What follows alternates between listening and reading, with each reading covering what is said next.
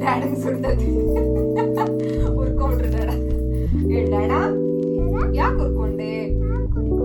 ಇವಾಗ ಮಗು ಅಕಸ್ಮಾತ್ ಏನಾದ್ರು ಕಾಲಿಫ್ಲವರ್ ನೋಡ್ತಾ ಇದ್ರೆ ಬ್ರೈನ್ ಅಲ್ಲಿ ಅದೇ ರಿಜಿಸ್ಟರ್ ಆಗುತ್ತೆ. ದಯವಿಟ್ಟು ಆ ತಪ್ಪನ್ನ ಮಾಡಕ್ ಹೋಗ್ಬೇಡಿ.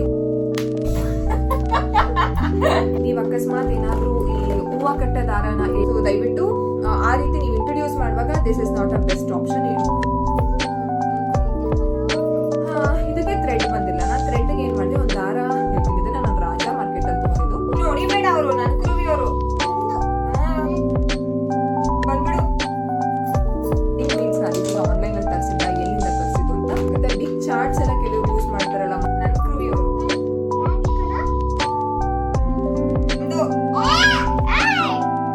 This is the best. ನೀವು ಇದನ್ನ ಯೂಸ್ ಮಾಡ್ತೀರಾ? ಯಾರಿಲ್ಲ ಯಾರಿಲ್ಲ ಯಾರಿಲ್ಲ ಯಾರಿಲ್ಲ ನಿನ್ನಂತೆ ಯಾರಿಲ್ಲ, ನಿನ್ನತ್ತೆ ಯಾರಿಲ್ಲ ನಿನ್ನಷ್ಟು ಮುದ್ದಾಗಿ ನಿನ್ನಟ್ಟು ಮುದ್ದಾಗಿ ನಂಗ್ಯಾರು ಗೊತ್ತಿಲ್ಲ. ನಂಗೆ ಯಾರು ಗೊತ್ತಿಲ್ಲ. ಏನು ಗೊತ್ತಿಲ್ಲ, ಏನು ಯಾರಿಲ್ಲ ಯಾರಿಲ್ಲ ನಿನ್ನಂತೆ ಯಾರಿಲ್ಲ, ನಿನ್ನಷ್ಟು ಮುದ್ದಾಗಿ ನಂಗ್ಯಾರು ಕಂಡಿಲ್ಲ ಚಿನ್ನಿ, ನಂಗ್ಯಾರು ಕಂಡಿಲ್ಲ, ನಂಗೆ ಯಾರು ಕಂಡಿಲ್ಲ. ಗೊತ್ತಿಲ್ಲ ಗೊತ್ತಿಲ್ಲ. ಯಾವೂರ್ನಿಂದು? ಕಾಲೆತ್ತು ಯಾವೂರಮ್ಮ ನಿಂದು? ಗೊತ್ತಿಲ್ಲ. ಗೊತ್ತಿಲ್ವಾ? ಹೌದಾ? ಅದಿತಿ ಅದಿತಿ ಲುಕ್ ಯಾರ್, ಹಂಗ್ ಮಾಡ ಅವರು ನನ್ ಡ್ಯಾಡ ಚಿನಿಮಾ, ಅವರು ನನ್ ಡ್ಯಾಡ, ನನ್ ಕುರುವಿ ಅವರು. ನಂದು ನಂದು ಏನಾ? ಸರಿ ಕೇಳು, ಯಾರ್ ಕುರುವಿ ಅಂತ ಕೇಳು. ಯಾರು ಹ್ಮ್ ಅದಿತಿ ಯಾರು ಹೇಳಿದ್ದು? ದಾದ ನಾನು ಬೇಡವಾ ಒಟ್ನಲ್ಲಿ? ನೀನು ಬೇಕು. ಸರಿ ನಾನು ಹೋಗ್ಲಾ ಎಲ್ಲಾರ? ಬೇಡ ಪರವಾಗಿಲ್ಲ ಬಿಡು, ಹೋಗ್ತೀನಿ ಬೇಡ. ಹೋಗ್ತೀನಿ ಬಿಡು. ನಾನು ಹೋಗ್ತೀನಿ. ಏ ಎಲ್ಲೋಯ್ತೀಯಾ? ನಾನು ಎಲ್ಲೋಗ್ತೀರಾ? ಎಲ್ಲ ಹೋಗ್ತೀನಿ. ಎಣ್ಣೆ ಯಾರಾಯ್ತು ನೋಡಪ್ಪ.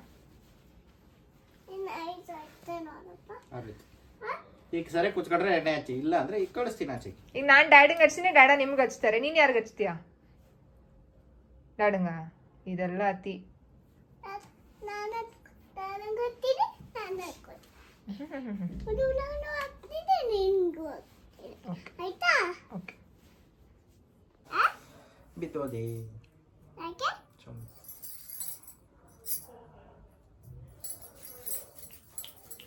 ನಂಗೂ ಗೊತ್ತಾ? ನಾನು ಹಚ್ಚಿ ಕೂಚ. ಬಿಸಿ ಇದೆ ಬಬ್ಬಿ, ಬಿಸಿ ಇದೆ ಬಬ್ಬಿ. ಬಿಸಿ ಇಲ್ಲ ಅದು.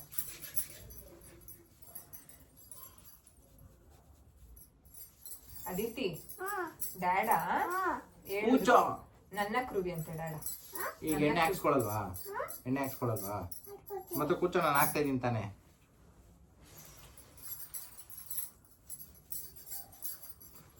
ಅದು ಎತ್ಕೊಂಡು ಕೊಡು. ಅಲ್ಲಿ ಬಿಸಿ ಐತೆ, ನಾನು ಹಾಕ್ತೀನಿ ಬಾ ಕೂಚೋ. ಸಾಕು ಕೂಚ. ಅಯ್ಯೋ ಸಾಕು ಕೂಚ, ನಾನು ಹಾಕ್ತಾ ಇದ್ದೀನಿ. ಬಿಸಿ ನೀನೇ ಒಂದ್ಸಲ ಮುಟ್ಟು ಅದಿತಿ ಮಾ, ಬಿಸಿ ಇರೋದು ನಿಂಗೆ ಗೊತ್ತಾಗುತ್ತೆ. ಮುಟ್ಟು.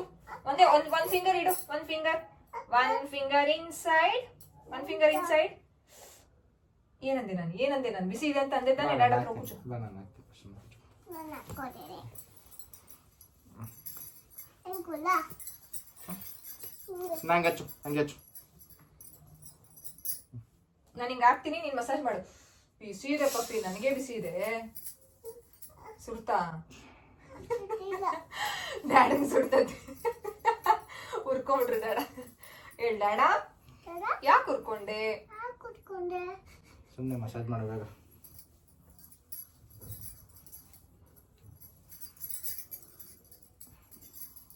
ಹೇಳು ಡ್ಯಾಡ. ಬೇಡ ಮಮ್ಮಗೆ ಮಮ್ಮಗೆ ಇವತ್ತು ಇವತ್ತು ಪಾಯಸ ತಿನ್ಬೇಕು ಅನಿಸ್ತಾ ಇದೆ. ಕಾಯಿ ಚಾಟ್ ತಿನ್ಬೇಕಂತ. ಮುಟ್ಟಬೇಡ, ಬಿಸಿ ಕೊಟ್ಟಿದ್ದೀನಿ, ಐತೆ. ಹಾಕಿದ್ದೀನಿ. ಹೇಳು, ತಂದ್ಕೊಟ್ಟಿಲ್ಲ ಅಂದ್ರೆ? ಚಿನಿ ನೋಡು ಚಿನಿ, ನಾನು ಪಾಯಸ ತಿನ್ಬೇಕು ಅಂತ ಹೇಳ್ತದೀನಿ ತಾನೆ. ಡ್ಯಾಡಕ್ ತಂದ್ಕೊಡಲ್ಲ ಅಂತ ಹೇಳ್ತಿದ್ದಾರೆ. ಕೇಳು ಏನಕ್ಕೆ ಅಂತ. ಉಟ್ಕೊತಯ್ಯ. ಉಡ್ಕೋತಾ ಇದೀಯ? ಪಾಯಸ ತಿನ್ಬೇಕು ಅಂತ ಅನ್ಸ್ತಿದೆ ಬಬ್ಬಿ ನಂಗೆ. ತಿನ್ಬೇಕು ಅಂತ ಇರೋದು. ಹ? ಹಿಂದೆ ಬಿದ್ದಿಗೆ ಹೋಗ್ಬಿಟ್ಟಿಯ ಬಂದೆ. ಅಲ್ಲ ಸಾಕು ಬಾ, ಬಿಸಿ ಐತೆ. ನೋಡು ಬಾದೆ ದೂರ ದೂರನೇ ಮಾಡು ಬಾಯಿಲಿ ಚಿನ್ನಿ ಆಯ್ತು ಹಂಗೆ ಮುಖಕ್ಕೆಲ್ಲ ಮಾಡಬಾರ್ದು, ನೀಟಾಗಿ ತಲೆ ಮಸಾಜ್ ಮಾಡಿ. ಡ್ಯಾಡ್ ನೀಟೆಲ್ಲ ನನಗೆ ಬಂದ್ಬಿಡ್ಬೇಕು. ನೀನು ಮಾಡು ಚಿನ್ನಿ ಮಸಾಜ್, ಸುಮ್ಮನೆ ಹಾಕಿ. ಯಾರು ಚಿನಿ ಬಿಡಿ, ಇವರು ನನ್ನ ಕ್ರೂವಿ, ನಾನು ಮಸಾಜ್ ಮಾಡ್ಕೋತೀವಿ, ನೀವು ಹೋಗಿ. ನನ್ನ ಕ್ರೂವಿ ಅವರು, ನನ್ನ ಕ್ರೂವಿ ಕಣ, ಹೇಳಿದ ಅರ್ಥ ಆಗ್ತಾ ಇಲ್ವಾ? ನನ್ನ ಕ್ರೂವಿ ಅವರು. ಯಾರು ಕಣ ನಂದು ಯಾರು ಹೇಳಿದ್ದು? ದಾದಾ ನನ್ನ ಕ್ರೂವಿ. ಅಯ್ಯೋ ಮಕ ಎಲ್ಲ ಮಾಡಬೇಡ ನೀನು. ಮಗು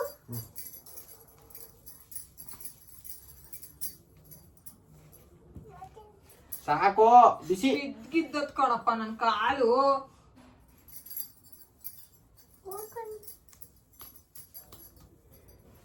ನೀನು ಹೊಡಿಬೇಡ, ಅವರು ನನ್ ಕುರುವಿ ಅವರು. ನಂದು ಬಂದ್ಬಿಡು. ನಂದು ನಂದು ನಂದು ನಂದು. ಮಸಾಜ್ ಮಾಡ್ಬಿಡೋದಕ್ಕೆ ನೀನು ಬೇಗ. ಯಾರು ನಿನ್ ಕುರುಬಿ ಮಸಾಜ್ ಮಾಡು. ನಂದು ನಂದು ನಂದು ನಂದು.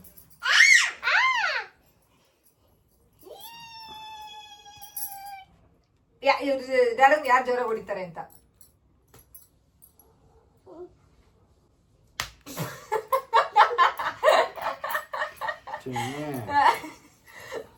ಮಸಾಜ್ ಮಾಡಲ್ವಾ ನೀನು? ಡ್ಯಾಡಿಗ್ ಸಾರಿ ಕೇಳಿ ಯಾಕೆ ಹೊಡ್ದೆ, ಆಮೇಲೆ ಕೋಪ ಮಾಡ್ಕೊಂಡ್ಬಿಡ್ತಾರೆ. ನನ್ನ ಹತ್ರ ಫಸ್ಟೇ ಉರ್ಕೊಂಡವ್ರೆ, ನನ್ನ ಹತ್ರ ಮಾತಾಡ್ತಿಲ್ಲ.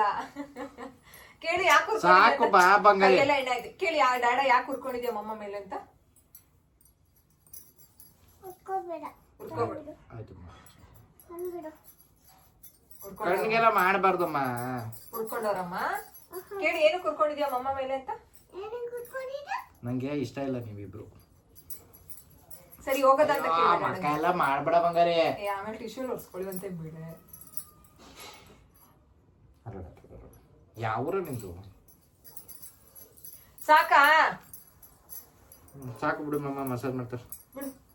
Aditi you sit down. Sit down. Dad ನಿಂಗೆ ಮಸಾಜ್ ಮಾಡ್ತಾರೆ, ನಾನು ಡ್ಯಾಡಗೆ ಮಸಾಜ್ ಮಾಡ್ತೀನಿ. ಕೂಚು. ಕೈಗೊಳ್ಳುತ್ತೇನೆ. ಆಯ್ತಾ? ಆಯ್ತು. ನೀನು ಎದ್ರೆ ನಾನು ಮಾಡಲ್ಲ, ಸುಮ್ಮನೆ ಕೂಚೋ, ನಾನು ಮಾಡ್ತೀನಿ ಬಾಯ್ಲಿ.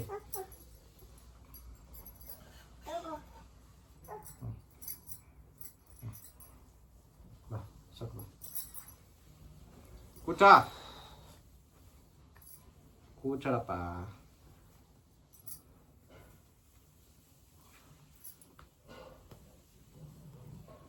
ನಾನಂತೂ ಇವಾಗ ಎಳ್ನೀರು ಕುಡ್ಕೊಬರಕ್ ಹೋಗ್ತೀನಿ.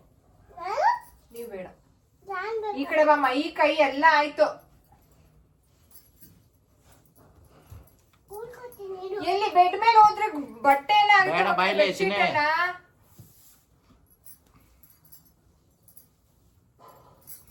ಏನ್ ಏರ್ ಫಾಲ್ ಡ್ಯಾಡಂಗೆ ನೋಡು. ಡ್ಯಾಡಂಗ್ ತೋರ್ಸು ನೋಡು ಇಲ್ಲಿ.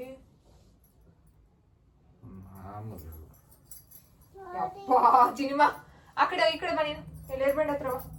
ನನ್ಗೇನಾರ ಇಷ್ಟ ಇದ್ರೆ ನಾನು ಪಕ್ಕಾ ಏಣಿಸ್ಕೊಂಡೇ ಕುತ್ಕೊಂಡ್ಬಿಡ್ತಿದ್ದೆ. ಎಷ್ಟು ಕೂದ್ಲು ಎಣಿಸ್ತಿದ್ದೆ ನಾನು ಅವಾಗ. ಶಿಗೆಕಾಯಿ ಹಾಕಿದ್ಮೇಲೆ ನನ್ ಕೂದ್ಲು ಉದ್ರದ್ ನಿಲ್ತಾಯ್ತು. ಕೂದ್ಲು ಡ್ಯಾಡಂಗೆ ಹೇಳು, ಡ್ಯಾಡ ನಿಂಗೆ ಕೂದ್ಲು ಉದ್ರತೈತೆ ಕಣೋ ಅಂತ.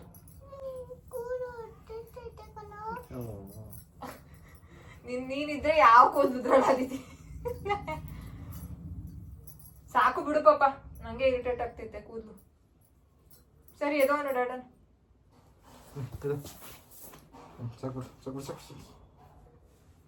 ಪ್ರೆಗ್ನೆನ್ಸಿಲಿ ಎಳ್ನೀರನ್ನ ಕುಡಿದ್ರೆ ಮಗುಗೆ ಕೋಲ್ಡ್ ಆಗುತ್ತೆ, ಮಗು ಹುಟ್ಟಿದ ಮೇಲೆ ಕೋಲ್ಡ್ ಆಗುತ್ತೆ, ಅಮ್ಮಂದಿರಿಗೂ ಕೋಲ್ಡ್ ಆಗುತ್ತೆ, ಆಮೇಲೆ ನೀರ್ಮೈ ಆಗುತ್ತೆ, ಏನೇನೋ ಒಂದು ಇದನ್ನು ಹೇಳ್ತಾರೆ ಜನಗಳು.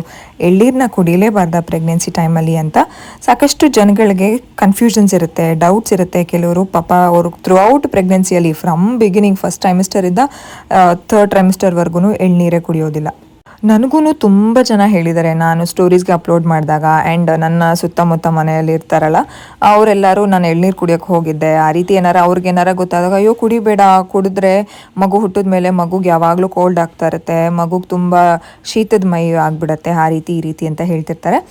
ನಿಜವಾಗ್ಲೂ ಎಳ್ನೀರು ಕುಡಿಬಾರ್ದಾ, ಎಳ್ನೀರು ಕುಡಿದ್ರೆ ಮಗುಗೆ ಕೋಲ್ಡ್ ಆಗುತ್ತಾ ಮಗು ಹುಟ್ಟಿದ ಮೇಲೆ ಅನ್ನೋ ಪ್ರಶ್ನೆಗೆ ಖಂಡಿತವಾಗ್ಲೂ ಇಲ್ಲ. ಪ್ರೆಗ್ನೆನ್ಸಿ ಟೈಮಲ್ಲಿ ನಮಗೆ ಸುಸ್ತಿರುತ್ತೆ ಆ್ಯಂಡ್ ಎಲೆಕ್ಟ್ರೋಲೈಟ್ಸ್ ತುಂಬ ಚೆನ್ನಾಗಿ ಸಿಗುತ್ತೆ. ಎಲೆಕ್ಟ್ರೋಲೈಟ್ಸ್ ಅಂತಂದರೆ ಎನರ್ಜಿ, ಬೇಸಿಕಲಿ ಎನರ್ಜಿ ಬೇಕಲ್ವಾ ಆ ಟೈಮಲ್ಲಿ. ಸೊ ಆ ಎನರ್ಜಿ ಎಳ್ನೀರಿಂದ ನಮಗೆ ತುಂಬ ಚೆನ್ನಾಗಿ ಸಿಗುತ್ತೆ. ಯಾವಾಗಿಂದ ಈ ಎಳ್ನೀರನ್ನ ಕುಡಿಬೋದು ಅಂತಂದರೆ ಫಸ್ಟ್ ಟ್ರೈಮಿಸ್ಟರ್ ಪ್ರೆಗ್ನೆನ್ಸಿ ಅಂತ ಗೊತ್ತಾಗಿದ ತಕ್ಷಣದಿಂದನೇ ನಾವು ಎಳ್ನೀರನ್ನ ಕುಡಿಯೋದಕ್ಕೆ ಶುರು ಮಾಡ್ಬೋದು. ದಿನಾಗ್ಲೂ ಎಳ್ನೀರು ಕುಡಿದ್ರೆ ಏನೂ ತೊಂದರೆ ಇಲ್ಲ, ತುಂಬ ಒಳ್ಳೆಯದು. ಮಗುಗೆ ಬೇಕಾಗಿರುವಂತಹ ಒಳ್ಳೆ ನ್ಯೂಟ್ರಿಷನ್ ಇದರಲ್ಲಿ ಇರುತ್ತೆ ಎಳ್ನೀರಲ್ಲಿ. ಕೆಲವರಿಗೆ ಪ್ರೆಗ್ನೆನ್ಸಿಯಲ್ಲಿ ಬ್ಲಡ್ ಪ್ರೆಷರ್ ಎಲ್ಲ ಶುರು ಆಗಿಬಿಡುತ್ತೆ ಅಲ್ಲ, ಸೊ ಅದು ಸಹ ತುಂಬ ಚೆನ್ನಾಗಿ ಈ ಎಳ್ನೀರು ರೆಡ್ಯೂಸ್ ಮಾಡುತ್ತೆ. ನನಗಂತೂ ಈ ಎಳ್ನೀರು ಯಾವ ರೀತಿ ಹೆಲ್ಪ್ ಮಾಡಿದೆ ಅಂತಂದರೆ, ನನಗೆ ಇನಿಷಿಯಲಿ ನೀರೇ ಕುಡಿಯೋದಕ್ಕೆ ಇಷ್ಟ ಆಗ್ತಿರಲಿಲ್ಲ. ಸೊ ನೀರು ಬದಲಿಗೆ ನಾನು ಜಾಸ್ತಿ ಎಳ್ನೀರನ್ನೇ ಕುಡಿದಿದ್ದೀನಿ. ತುಂಬ ಚೆನ್ನಾಗಿರುತ್ತೆ ಬಾಡಿಗೆ ಆ್ಯಂಡ್ ತುಂಬ ಚೆನ್ನಾಗಿ ಹೈಡ್ರೇಟ್ ಸಹ ಮಾಡುತ್ತೆ. ನೀರು ಕುಡ್ದಿಲ್ಲ ಅಂತಂದರೆ ಹೈಡ್ರೇಷನ್ ಎಲ್ಲಿರುತ್ತೆ ಅಲ್ವಾ. ಸೊ ನೀರು ಬದಲು ನಾನು ಎಳ್ನೀರನ್ನೇ ಕುಡಿತಿದ್ದೆ. ಆದರೆ ಫಸ್ಟ್ ಟ್ರೈಮಿಸ್ಟರಲ್ಲಿ ಕೆಲವೊಂದು ದಿನ ಎಳ್ನೀರನ್ನ ಕುಡಿದ ತಕ್ಷಣ ವಾಮಿಟ್ ಆಗ್ತಿತ್ತು. ಬಟ್ 3 ಮಂತ್ಸ್ ಆದಮೇಲೆ ನನಗೆ ಎಳ್ನೀರು ತುಂಬ ಸೆಟ್ ಆಯಿತು. ದಿನಾಗ್ಲೂ ಹೊರಗಡೆ ಹೋದಾಗ ಅಥವಾ ದಿನಾಗ್ಲೂ ಅಂತೂ ಮನೆಗಾರ ತಂದು ನಾನು ಎಳ್ನೀರನ್ನ ಕುಡಿತಾನೆ ಇರ್ತೀನಿ. ಹೊರಗಡೆ ಹೋದಾಗಂತೂ ಮಿಸ್ಸೇ ಮಾಡಲ್ಲ. ಅದಿತಿಗಂತೂ ಯಾವ ರೀತಿ ಅಭ್ಯಾಸ ಆಗ್ಬಿಟ್ಟಿದೆ ಅಂತಂದರೆ, ಎಳ್ನೀರು ನೋಡಿದ ಕಡೆ ಎಲ್ಲ ಮಮ್ಮ ಎಳ್ನೀರು ಕುಡಿಯೋಣ, ಡಾಡ ಎಳ್ನೀರು ಕುಡಿಸಿ ಈ ರೀತಿ ಕೇಳ್ತಾರೆ. ಮಕ್ಳಿಗೂ ಇದು ತುಂಬ ಒಳ್ಳೆಯದು. ಕೋಲ್ಡು ಕಾಫು ಯಾವುದೇ ರೀತಿ ಆಗಲ್ಲ. ಆ್ಯಂಡ್ ಇದು ಕೋಲ್ಡ್ ಕಾಫ್ ಆಗಿದ್ರೂ ಸಹ ತುಂಬ ಚೆನ್ನಾಗಿ ತಡೆಗಟ್ಟುತ್ತೆ. ದಯವಿಟ್ಟು ನಿಮ್ಮ ಮಕ್ಕಳಿಗೆ 6 ಮಂತ್ಸಿಂದನೇ ನೀವು ಎಳ್ನೀರನ್ನ ಕುಡಿಸೋದಕ್ಕೆ ಶುರು ಮಾಡ್ಬೋದು. ಭಯ ಪಡಬೇಡಿ, ಎಳ್ನೀರಿಂದ ಕೋಲ್ಡ್ ಆಗುತ್ತೆ, ಅಯ್ಯೋ ಈ ತಂಪಲ್ಲಿ ಕೊಡ್ತಾರ ಅಂತ. ಆ ರೀತಿಯೆಲ್ಲ ಏನೂ ಇಲ್ಲ. ನಮ್ಮ ನೇಚರೇ ಅದೇ ರೀತಿ ಸೆಟ್ ಆಗಿದೆ ಆ್ಯಂಡ್ ಅದೇ ರೀತಿ ಪ್ರೊಡ್ಯೂಸ್ ಮಾಡುತ್ತೆ. ಯಾವುದೇ ಒಂದು ಆಹಾರ ಒಂದು ಪದ್ಧತಿಯಲ್ಲಿ ತುಂಬ ಒಳ್ಳೆಯದು ಮಕ್ಕಳಿಗೆ. ಅದಿತಿಗಂತೂ ತುಂಬ ಇಷ್ಟ ಎಳ್ನೀರಂದರೆ. ಅದರಲ್ಲಿ ಗಂಜಿ ಅಂತೂ ಅವ್ರಿಗೆ ಸಖತ್ ಇಷ್ಟ. ಆ್ಯಂಡ್ ಇನ್ನೊಂದು ಏನು ಅಂತಂದರೆ, ಅದಿತಿಗೆ ದಪ್ಪ ಸಣ್ಣ ಅನ್ನೋದು ಗೊತ್ತಾಗುತ್ತೆ. ಫಸ್ಟ್ ಕೃವಿ ನನಗೆ ಎಳ್ನೀರನ್ನ ಕೊಟ್ಟಿದ ತಕ್ಷಣ ಅವ್ರು ನೋಡಿದ್ರು ಅದು ಸಣ್ಣ ಇತ್ತು ಅಂತ, ಅದಕ್ಕೆ ಅದನ್ನು ಮಮ್ಮಂಗೆ ಕೊಟ್ಬಿಡು ಅಂತ ಹೇಳಿಬಿಟ್ಟು ಸೆಕೆಂಡ್ ಒನ್ ಸ್ವಲ್ಪ ದಪ್ಪ ಆಯಿತು, ಅದನ್ನು ಅವ್ರು ಕುಡಿಯೋದಕ್ಕೆ ಶುರು ಮಾಡಿದ್ರು. ಮಕ್ಕಳು ಎಷ್ಟು ಸ್ಮಾರ್ಟ್ ಅಲ್ವಾ, ಅಂದರೆ ಗೊತ್ತೇ ಆಗಲ್ಲ ನಮಗೆ ಇದೆಲ್ಲ ಮಕ್ಕಳು ಕಲ್ತಿರ್ತಾರೆ ಅಂತ. ಕೃವಿ ಯಾವಾಗಲೂ ನನಗೆ ಬೈತಾನೆ ಇರ್ತಾರೆ ಎಳ್ನೀರಿಗೆ ಹೋದಾಗೆಲ್ಲ. ಅದೇನೋ ನನಗೆ ನೆನಪೇ ಆಗಲ್ಲ, ಎಳ್ನೀರು ಕುಡಿಯೋದಕ್ಕೆ ಹೋಗ್ತಿದ್ವಿ ಅಥವಾ ಕುಡ್ಕೊಂಡು ಬರ್ತೀವಿ ಅಂತ ಗೊತ್ತು. ಬ್ಯಾಗಲ್ಲಿ ಆ ಒಂದು ಸ್ಟೀಲ್ದು ಸ್ಟ್ರಾ ಹಾಕ್ಕೊಂಡು ಹೋಗೋದಕ್ಕೆ ಮರ್ತು ಹೋಗ್ತೀನಿ. ಯಾವಾಗಲೂ ಬೈಸ್ಕೊಳ್ತಿರ್ತೀನಿ. ಅದು ಏನು ಮರಿತೀನೋ ಗೊತ್ತಿಲ್ಲ. ಅಪ್ಪ ಮಗು ಆದಮೇಲಂತೂ ಸಖತ್ತು ಮರವು ಬಂದುಬಿಟ್ಟಿದೆ. ಸೊ ಪ್ರತಿ ಸಲ ಅವ್ರು ಬೈಯೋದು ಬಿಡಲ್ಲ, ನಾನು ತರಲ್ಲ. ಏನೋ ಯಾವತ್ತೋ ಒಂದು ದಿನ ಪ್ಲಾಸ್ಟಿಕ್ ಅಲ್ವಾ, ಏನು ನಾವೇನು ಕಂಪ್ಲೀಟಾಗಿ ಅವಾಯ್ಡ್ ಅಂತೂ ಮಾಡೋಕ್ಕಾಗಲ್ಲ ಪ್ಲಾಸ್ಟಿಕ್ನ. ಬಟ್ ಅವಾಯ್ಡ್ ಮಾಡಬೇಕು ಅದೇ ಅಂದ್ಕೊಂಡಿದ್ದೀನಿ. ಇನ್ಮೇಲಿಂದ 2 ಇದೆ, ಸೊ ಯಾವಾಗಲೂ ಬ್ಯಾಗಲ್ಲಿ ಇಟ್ಕೊಂಡು ಬಿಡೋಣ ಅಂತ. ಬಟ್ ಇನ್ನೊಂದೇನು ಪ್ರಾಬ್ಲಮ್ ಅಂತಂದರೆ, ನಾನು ಒಂದೇ ಬ್ಯಾಗ್ನ ಕ್ಯಾರಿ ಮಾಡಲ್ಲ. ಅದು ತುಂಬ ದೊಡ್ಡ ಪ್ರಾಬ್ಲಮ್ಮು. ಒಂದೊಂದು ಕಡೆ ಹೋದಾಗ ಒಂದೊಂದು ಬ್ಯಾಗ್ನ ಕ್ಯಾರಿ ಮಾಡಿರ್ತೀನಿ. ಸೊ ಅಂದ್ಕೊಂಡಿರ್ತೀನಿ ಇದರಲ್ಲಿ ಇರುತ್ತೆ ಅಂತ, ಅವಾಗ ಇರೋದೇ ಇಲ್ಲ. ಸೊ ಅದಕ್ಕೋಸ್ಕರ ಅದನ್ನು ಮೈಂಡಲ್ಲೇ ಇಟ್ಕೊಳ್ಳಲ್ಲ ತೊಗೊಂಡು ಹೋಗಬೇಕು ಅಂತ. ಎಳ್ನೀರನ್ನೆಲ್ಲ ಕುಡ್ಕೊಂಡು ಬರ್ತಾ ಹಾಗೆ ಆರೆಂಜು ಮತ್ತು ದ್ರಾಕ್ಷಿ ಖಾಲಿ ಆಗಿತ್ತು. ದ್ರಾಕ್ಷಿ ಆಲೆ 2ನೇ ಸಲ ತಿಂತಾ ಇದ್ದೀನಿ. ಸ್ವೀಟ್ ಇದ್ದರೆ ದ್ರಾಕ್ಷಿ ಇಷ್ಟ ಆಗುತ್ತೆ ಅಲ್ವಾ. ಸೊ ಅದಕ್ಕೋಸ್ಕರ ದ್ರಾಕ್ಷಿ ಇಲ್ಲಿ ನಾವು ತೊಗೊಳ್ಳೋ ಕಡೆ ಅಲ್ಲಿ ಸ್ವೀಟ್ ಆಗಿರುತ್ತೆ. ಸೊ ಅದಕ್ಕೋಸ್ಕರ ಅಲ್ಲೇ ಹೋಗಿ ತೊಗೊಂಡು ಬಂದ್ವಿ.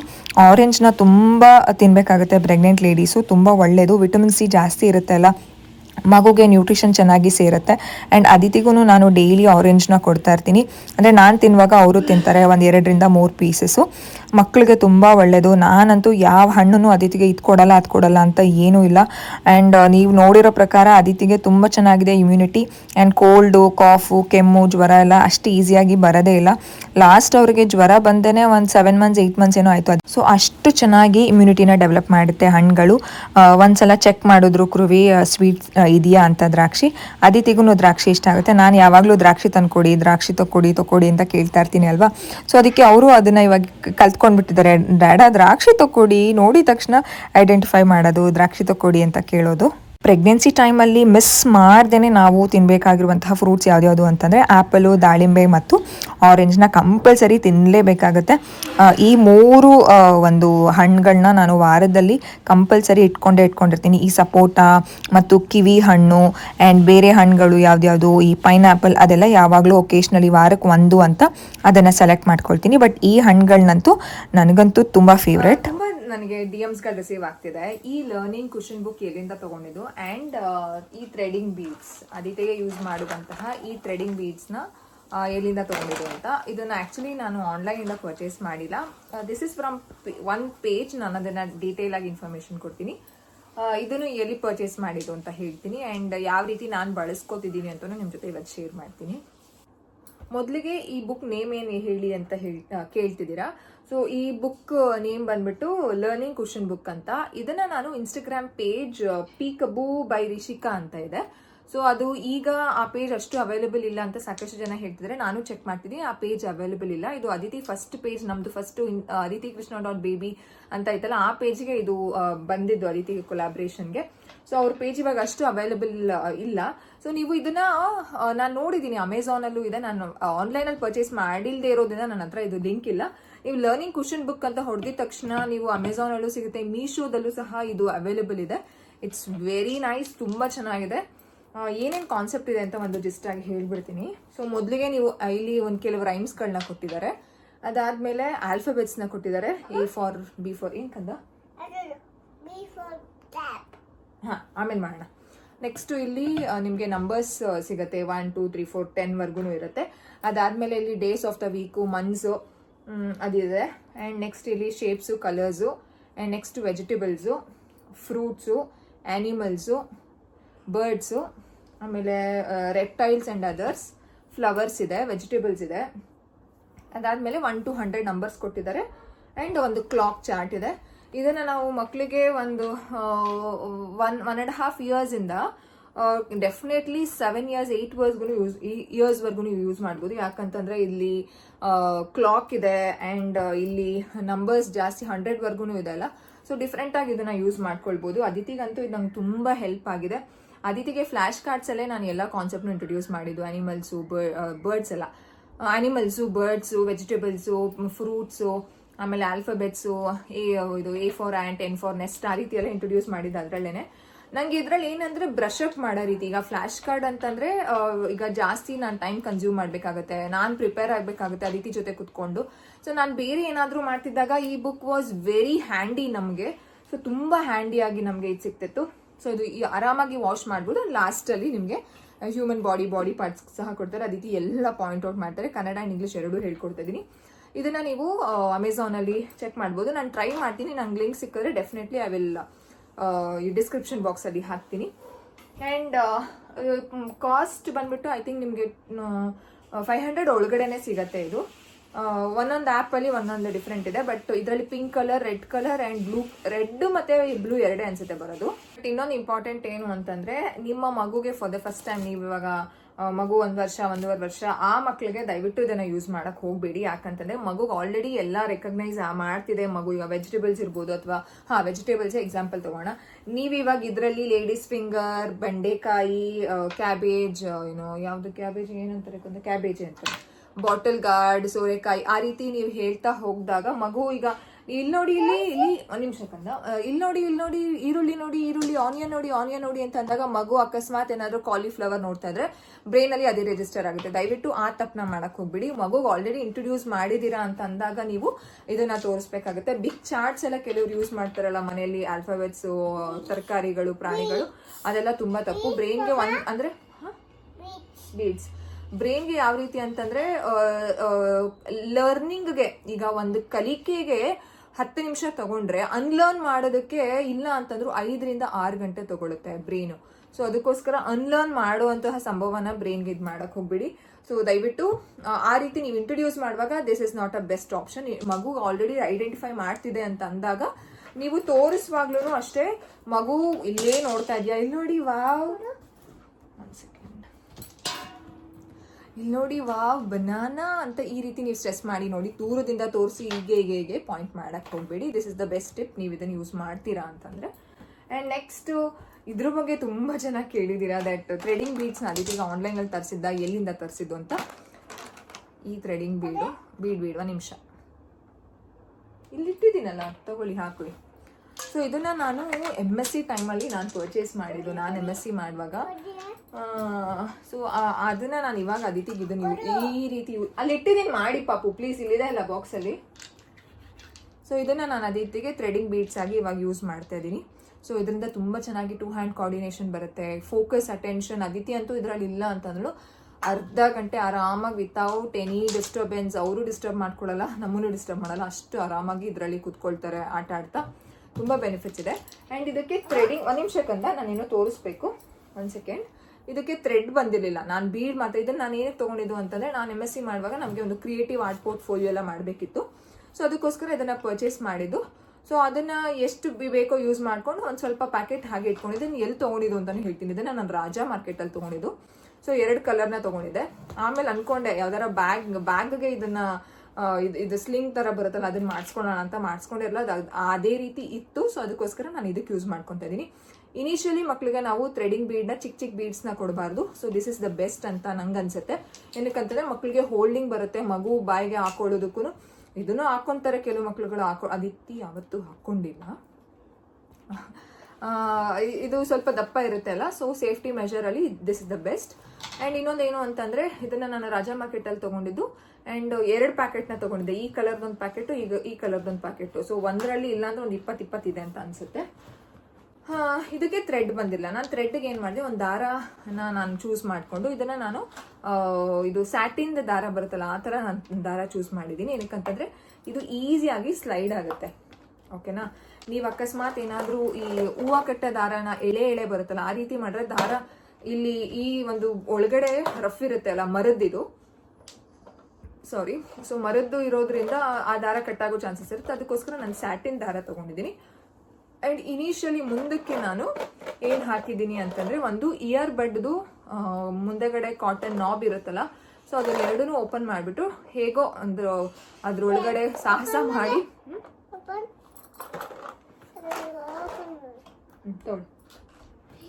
ಸಾಹಸ ಮಾಡಿ ಇದ್ರೊಳಗಡೆ ಹಾಕಿ ಈ ರೀತಿ ಕಟ್ಟಿದ್ದೀನಿ. So this is the best. ಈಗ ನೋಡಿ ಅದಿತಿ ಹೇಗೆ ಹಾಕ್ತಾರೆ ಅಂತ. ಅದಿತಿ ಕಂದ ಒಂದು ಥ್ರೆಡಿಂಗ್ ಮಾಡಿ ಕಂದ, ನೀವು ಒಂದು ಇಟ್ಕೊಂಡು ಒಂದನ್ನು ಹಾಕಿ